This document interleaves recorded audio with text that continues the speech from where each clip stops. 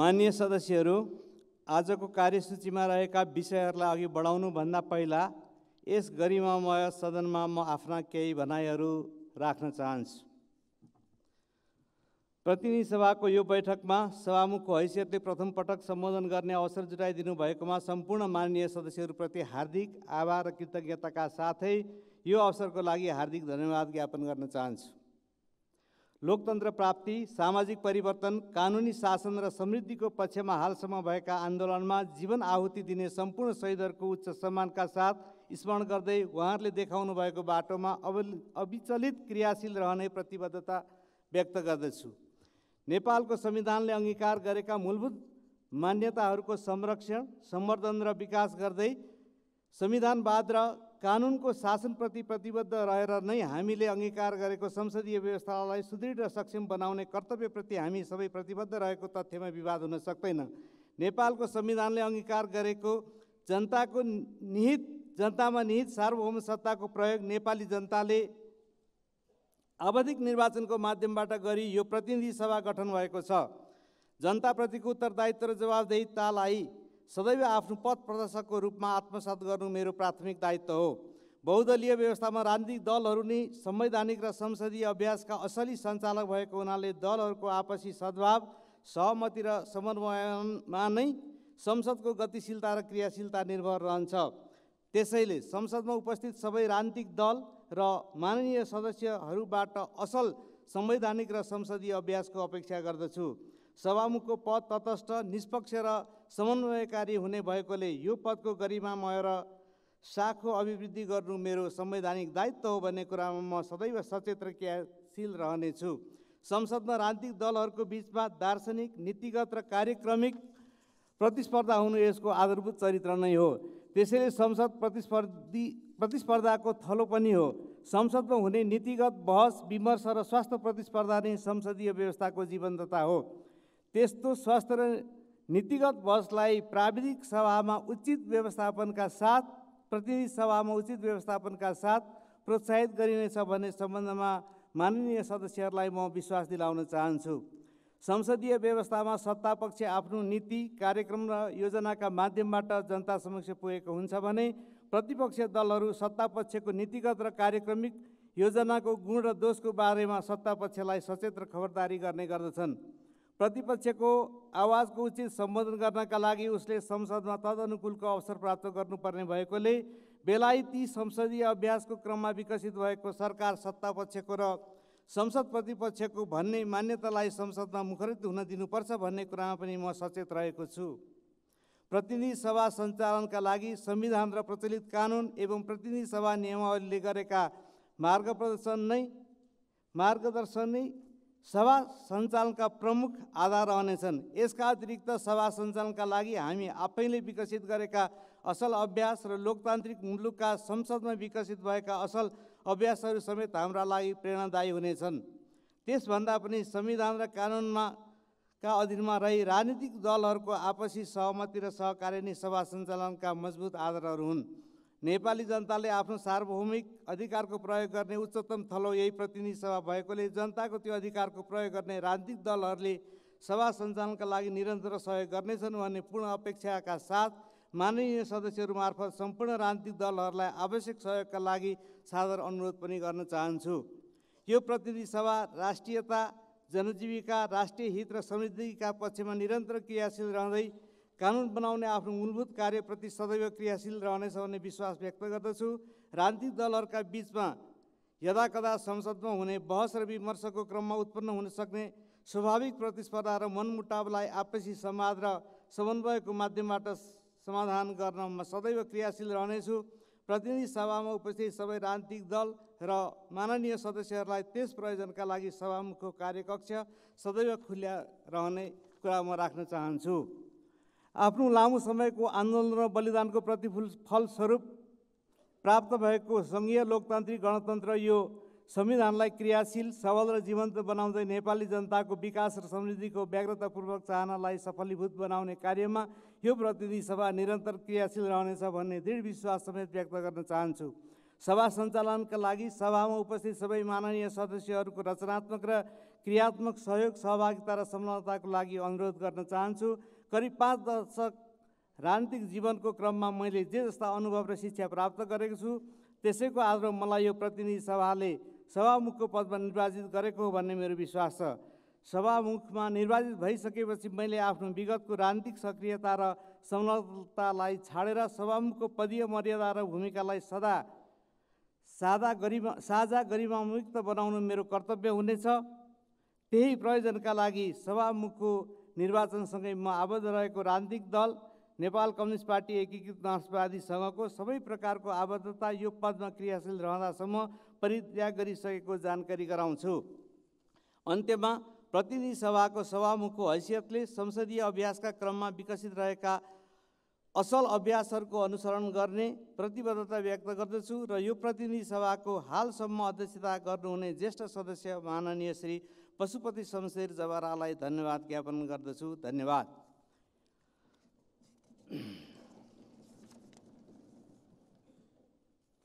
माननीय सदस्यहरू, प्रतिनिधि सभाको उपसभामुख पदको निर्वाचन कार्यक्रम अनुसार उपसभामुख पदमा माननीय सदस्य श्री इन्दिरा राणा र माननीय सदस्य श्री मुक्ता कुमारी यादवलाई निर्वाचित गरियोस् भन्ने दुईवटा प्रस्तावहरूको सूचना प्राप्त हुन आएको बेहोरा जानकारी गराउँछु। माननीय सदस्यहरू, अब पहिलो प्रस्तावका प्रस्तावक माननीय श्री शोभिता गौतमलाई यस सभाका माननीय सदस्य श्री इन्दिरा राणालाई प्रतिनिधि सभाको उपसभामुख पदमा निर्वाचित गरियोस् भनी प्रस्ताव प्रस्तुत गर्न अनुमति दिन्छु। समय 15 मिनेट।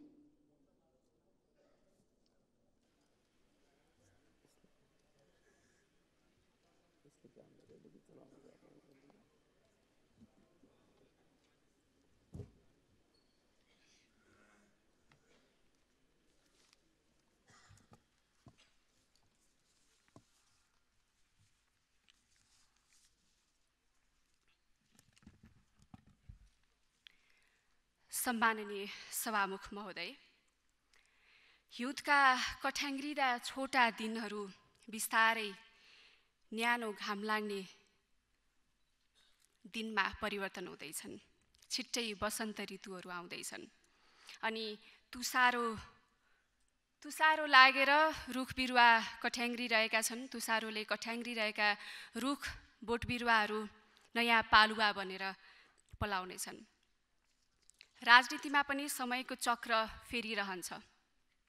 यो रोस्टमबाट यो गरिमामय सदनको चारैतिर आँखा डुलाउँदा यस्तो लागिरहेछ नेपालको राजनीतिमा वसन्त छाइसकेको छ।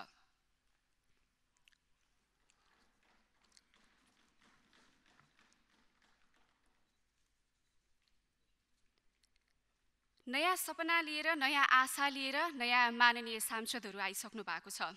सँगै लामो राजनीतिक यात्रा गरेर देशका सुख दुःखहरूसँग सँगसँगै र देशका विभिन्न कथा व्यथाहरूसँगबाट जुझ्दै सङ्घर्ष गरेर नेपालको राजनीतिक इतिहासमा एउटा नाम स्थापित गर्दै आफैमा सिङ्गो संस्थाको परिचय दिँदै पुरानो अनुभवी सांसदहरू पनि यहाँ हुनुहुन्छ।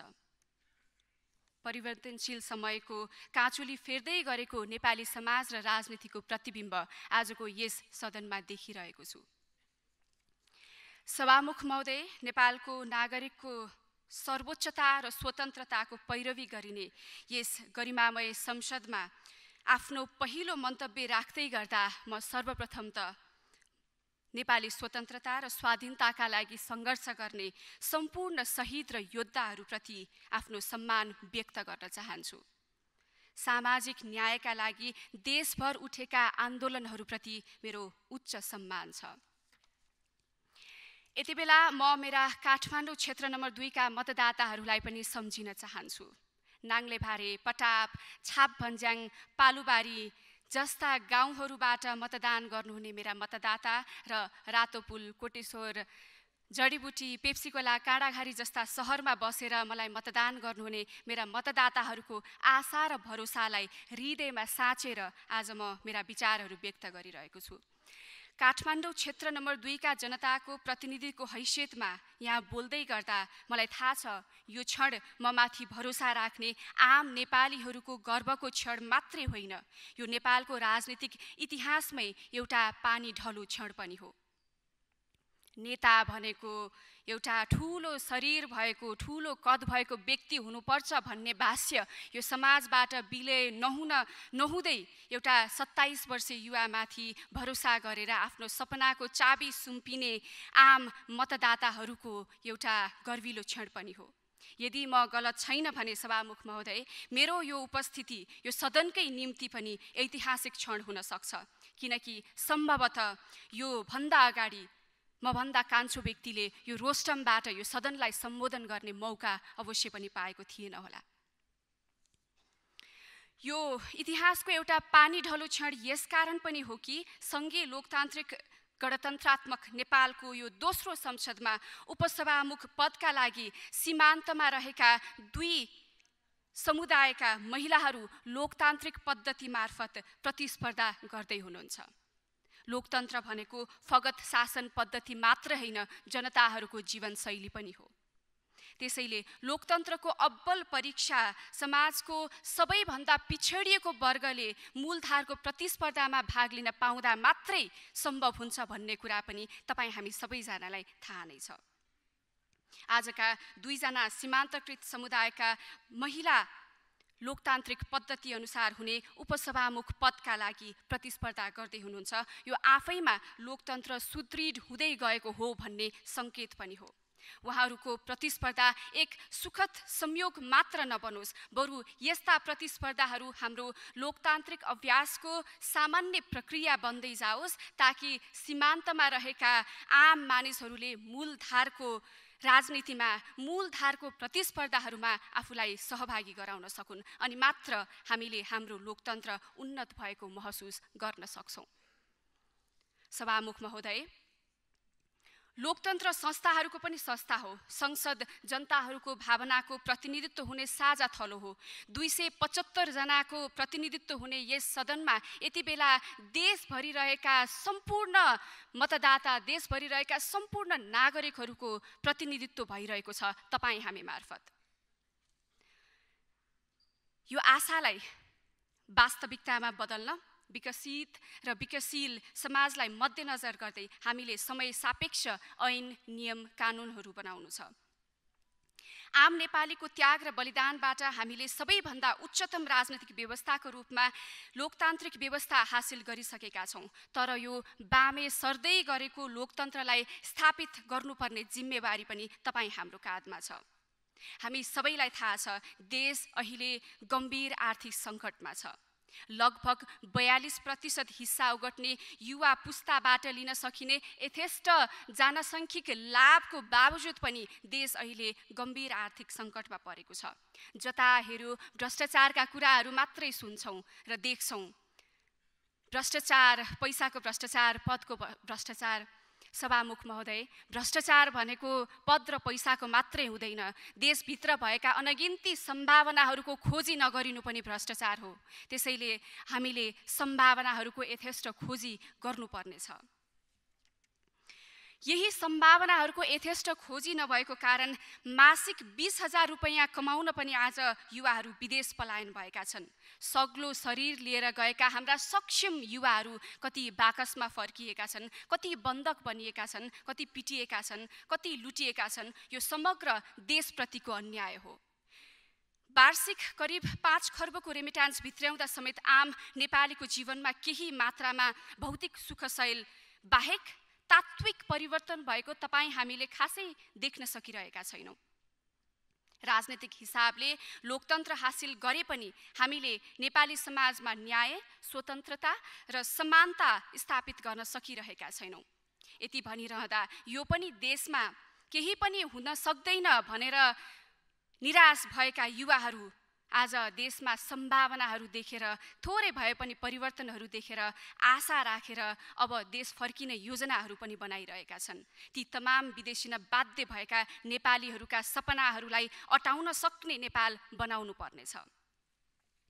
अब सम्भावनाहरूको अविलम्ब खोजी गरिनुपर्छ, तर फुटेर होइन जुटेर गर्नुपर्छ। एक आपसमा मुद्दा मामिलाका बारेमा अड्काउने सड्काउने होइन, मिलेर गर्नुपर्ने आवश्यकता पनि छ। हामी जुटेर अगाडि बढ्नुपर्ने आवश्यकता पनि छ। विकासका कामहरू अब कसरी चुस्त र दुरुस्त बनाउने भन्नेतर्फ अब हाम्रो बहस सोझिन आवश्यकता छ। प्रशासनलाई कसरी चुस्त र दुरुस्त बनाउने, प्रभावकारी बनाउने भन्ने विषयतर्फ हाम्रा बहसहरू सोझिन आवश्यक छ। यो बदलिदो समयमा बदलिदो शैली अपनाउन सकेनौँ भनेदेखि नयाँ विकास गर्न सक्दैनौँ। पुरानै चिन्तनबाट त नयाँ विकास कसरी सम्भव होला र खै। त्यसैले हामीले नयाँ चिन्तन गर्न आवश्यकता छ। लोकतन्त्रको प्रवर्तन गर्दै संसदीय परम्पराको मर्यादाभित्र रहेर हामीले मिलेर काम गर्नु छ।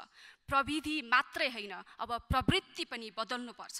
सधैँ इतिहासमा मात्रै हामीले गर्व गरिरह्यौँ। इतिहास भनेको गर्व गर्ने चिज, पढ्ने चिज मात्रै होइन महोदय। हामीले इतिहास भनेको लेख्ने पनि चिज हो र अब यो इतिहास लेख्नुपर्ने समयमा हामी आइसकेका छौँ। यो इतिहास लेख्ने अवसर जो कोहीलाई प्राप्त हुँदैन, तर आज हामीलाई प्राप्त हुँदै गर्दा इतिहास लेख्न सकेनौँ भनेदेखि इतिहासमा हामीलाई धिक्कार्नेछन् हाम्रा भावी पुस्ताहरूले। त्यसैले यो प्राप्त भएको अवसरलाई हामीले अवसरको रूपमा लिएर अगाडि बढाउनु पर्नेछ। सभामुख महोदय, सङ्घीय लोकतान्त्रिक गणतन्त्र नेपालको अर्थ राजनीति विकास, सामाजिक सांस्कृतिक रूपान्तरण र विश्व सम्बन्धको नयाँ आधारशिला खडा गर्न नवीन सोच, परिष्कृत विश्वदृष्टि र उच्च नैतिक बलसहितको नयाँ नेतृत्व लिएर राष्ट्रिय स्वतन्त्र पार्टी अगाडि बढेको छ। यो सदनलाई पक्ष र प्रतिपक्षको चिन्तनमुखी थलो बनाउनु पर्ने कुरामा हाम्रो जोड रहेको छ। भर्खरै बामे सर्दै गरेको लोकतन्त्रलाई बलियो बनाउनको लागि पक्ष र प्रतिपक्षमा छलफल गर्नै पर्ने हुन्छ। त्यो हामी कसैलाई नहोच्याइकन र नरिझ्याइकन गर्नुपर्छ। त्यो हामी गर्न सक्छौँ। शक्ति सङ्घर्षको भुलभुलैया र लोक रिझ्याइबाट अलिकति माथि उठेर संविधानवादको भावनालाई आत्मसात गर्दै साँचो अर्थमा सामाजिक न्यायका लागि आवाज उठाउने हो कि त्यही लोक रिझ्याइ र शक्ति सङ्घर्षको भुलभुलैयामा रमाउने हो, त्यो तपाईँ हाम्रो हातमा छ। यो गरिमामय सदन न्याय, समानता र स्वतन्त्रताको पक्षमा वकालत गर्ने थलो हो। हाम्रो सभ्य र समुन्नत छलफलले लोकतन्त्र बलियो हुन्छ, नागरिक बलियो हुन्छ। यहाँको छलफलले हामीमाथि विश्वास गर्ने जनताहरूलाई विश्वास दिलाउनु छ कि जनताहरू मतदाता मात्रै होइनन्, जनताहरू केवल एक भोट मात्रै होइनन्, बरु नागरिक हुन्। उहाँहरूको नागरिक हुनुको परिचय तब मात्र हामी दिन सक्छौँ जब हामीले उहाँहरूको आफ्नो अमूल्य मत मार्फत निर्वाचित गरेर पठाउनु भएका हामीहरू उहाँहरूका समस्या र सपनाका बारेमा घनीभूत छलफल गर्छौँ र सकारात्मक परिवर्तनका लागि तम तयार भएर कदमहरू अगाडि बढाउँछौँ। सभामुख महोदय, हामीले शासकीय स्वरूपमा लोकतन्त्र त स्थापित गर्यौँ, तर लोकतान्त्रिक संस्थाहरूलाई सुधार किन हो गर्न सकिरहेका छैनौँ। राज्यका हरेक महत्त्वपूर्ण लोकतान्त्रिक संस्थाहरू अहिले धाराशाही अवस्थामा छन्। संविधान लेखिँदैमा न्याय, समता र स्वतन्त्रता प्राप्त हुँदैनन्, पुरा हुँदैनन्। तिनको त निरन्तर पैरवी गरिरहनुपर्छ। पक्कै पनि तपाईँ हाम्रो दायित्व लोकतन्त्रको पैरवी गर्ने र बडो मुस्किलले बनाइएको संविधानको रक्षा गर्ने हुनुपर्छ। संविधानको भावनालाई आत्मसात गर्न सकियो भने मात्रै सही अर्थमा हामीले हाम्रो शिशु लोकतन्त्रलाई अगाडि बढाउन सक्छौँ। संविधानप्रति कतिपय समूहका विमतिहरू पनि छन्, जसलाई यही सदनमा व्यापक छलफल गरी टुङ्ग्याउनुपर्छ। किनकि राजनीति र लोकतन्त्र भनेको सहमति मात्रै होइन, विमति पनि हो। एकाङ्की विचार हाबी हुनु, प्रतिपक्ष विचार शून्य हुनु वा त्यसलाई नजरअन्दाज गरिनुले लोकतन्त्रको क्षयीकरण हुन्छ। त्यसैले माननीय सदस्यहरू समक्ष मेरो आग्रह पनि छ, यो लोकतन्त्रको सुदृढीकरण र संविधानको रक्षा गर्नको लागि तपाईहरूका प्रतिपक्षी आवाज यो सदनमा बुलन्द भइरहनुपर्छ। विचारको विविधता र प्रतिपक्षी विचारको सहनशीलता, परस्पर प्रतिस्पर्धात्मक विचारको मन्थनले नै लोकतन्त्रलाई उन्नत बनाउन सक्छ। त्यसैले वाद विवाद यस सदनको आधारभूत लक्षण हुनुपर्छ। हामीले हाम्रो संसदीय शक्तिलाई फगत अङ्कगणितको खेल मात्रै मान्यौँ भने हामीले पाएको अमूल्य मतको अपमान त हुन्छ नै, तर नागरिकमाथि समग्र देशमाथि पनि अन्याय हुन्छ। हामीले यहाँ के छलफल गर्यौँ, कस्तो विषयमा छलफल गर्यौँ, के विषयमा टीका टिप्पणी गर्यौँ, कस्तो हाउभाउ व्यक्त गरिरहेका छौँ, यो सबै आम जनताले आज टेलिभिजन मार्फत हेरिरहनु भएको छ। त्यसैले लोकतन्त्र र संविधानलाई सुदृढ गर्ने यावत कुराहरूको सन्दर्भमा यस सदनको काम कर्तव्यलाई कुशलतापूर्वक निर्वाह गर्नुपर्छ भन्ने पक्षमा सदैव उभिरहनु भएको र यस अठोटका साथ अगाडि बढिरहनु भएकी राजनीतिमा प्रवेश गर्नु अगाडि समाज सेवामा आफूलाई समर्पित गरिरहनु भएकी र आजको यस उपसभामुख पदको निर्वाचनमा र प्रतिस्पर्धामा सहभागिता जनाउनु भएकी राष्ट्रिय स्वतन्त्र पार्टीकी माननीय सांसद इन्दिरा राणालाई आज उपसभामुख पदको लागि प्रस्ताव गर्दै यहाँहरू समक्ष भोटको अपिल पनि गर्न चाहन्छु। आज हुन गइरहेको सङ्घीय संसदको उपसभामुख पदको निर्वाचन खास महत्त्वपूर्ण छ। संविधानको रक्षा, लोकतन्त्रको पैरवी र सकारात्मक संसदीय अभ्यासका लागि सांसदको महत्त्वपूर्ण भूमिका हुन्छ र यस महत्त्वपूर्ण पदमा माननीय इन्दिरा राणालाई मतदान गरौँ भन्ने प्रस्ताव लिएर आएको छु। माननीय इन्दिरा राणा यो संसदको एउटा नयाँ अनुहार हुन सक्छ। नयाँ पार्टीको सदस्यको रूपमा यहाँ आइरहँदा यहाँहरू धेरैलाई नयाँ अनुहार पनि लाग्न सक्छ। माननीय इन्दिरा राणा समाज रूपान्तरणको अथक प्रयासपछि निखारिएर राजनीतिमा आउनुभएको व्यक्तित्व हो। उहाँले लामो समयदेखि कारागारमा हुने बाबुआमाका बालबच्चाको पालन पोषण र शिक्षा दीक्षामा आफ्नो जीवन समर्पित गर्नुभएको छ। जुन बच्चा आफ्ना बुवा आमाको कसुरको भागीदार हुन पुगेका थिए र जसको भविष्य अन्धकार थियो, जसले जेलका भित्ता बाहिरको संसार देख्न सकेका थिएनन्, तिनलाई संसार देखाउने व्यक्ति माननीय इन्दिरा राणा पनि हुनुहुन्छ। उहाँको अथक प्रयासबाट यो सम्भव भएको छ, हामीले देखेका छौँ। तपाईँ हामी मध्ये धेरैजना समस्या मात्रै औँल्याएर बस्छौँ, यो भएन त्यो भएन, यहाँ समस्या छ त्यहाँ समस्या छ, तर माननीय इन्दिरा राणा यस्तो व्यक्ति हुनुहुन्छ जसले समस्या औँल्याएर मात्रै बस्नु भएन, बरु समाधान पनि खोज्नको निम्ति प्रयास गर्नको निम्ति उहाँ सडकमा आउनुभयो र सडकबाट आफ्ना आवाजहरू सदैव बुलन्द पारिरहनु भयो।